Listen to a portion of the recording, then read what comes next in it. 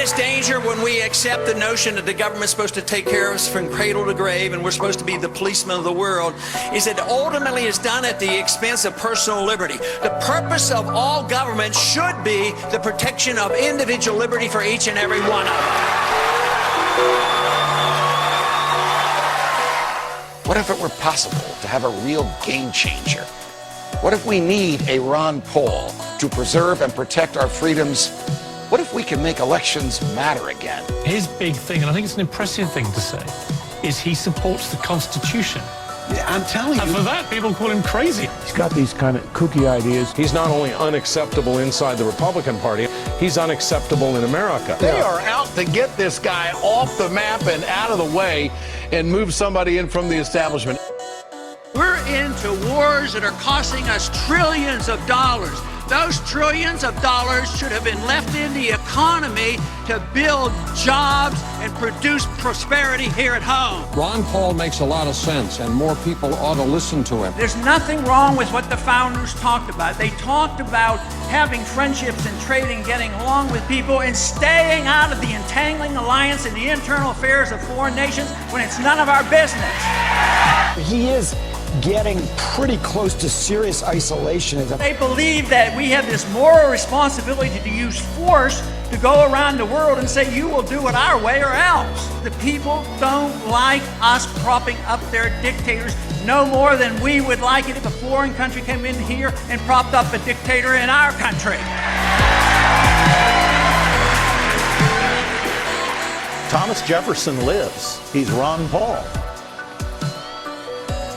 There is a divide between the war on terror and criminal law. But is there? 763 warrantless wiretaps. The FBI monitoring young children. The Patriot Act, found unconstitutional by 5 different federal judges, permits federal agents from the FBI to the TSA to write their own search warrants. It was intended to let agents cut corners. Lane clear! Clear! Whoa.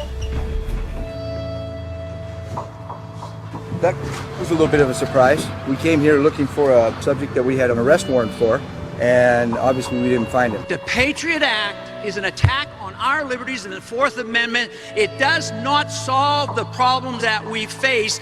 We cannot protect liberty by taking liberty away from the American people. It's a bill in the U.S. Senate called the National Defense Authorization Act. It gives the president the authority to indefinitely imprison people without charge or trial. This is major.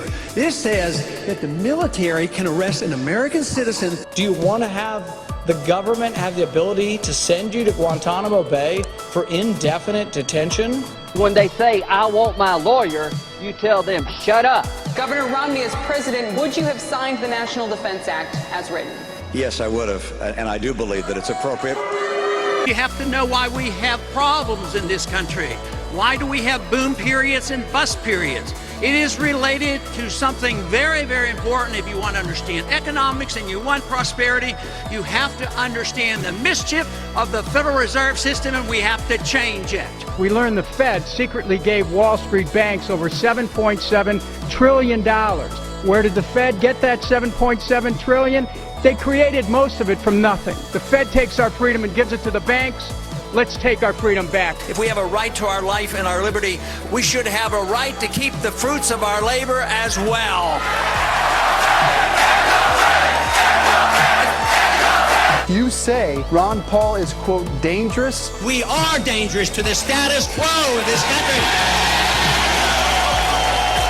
Ron Paul had perhaps the most enthusiastic pep rally last night. His supporters view him as actually more than a Republican. He's a messenger for something. There's no way they're going to stop the momentum that we have started.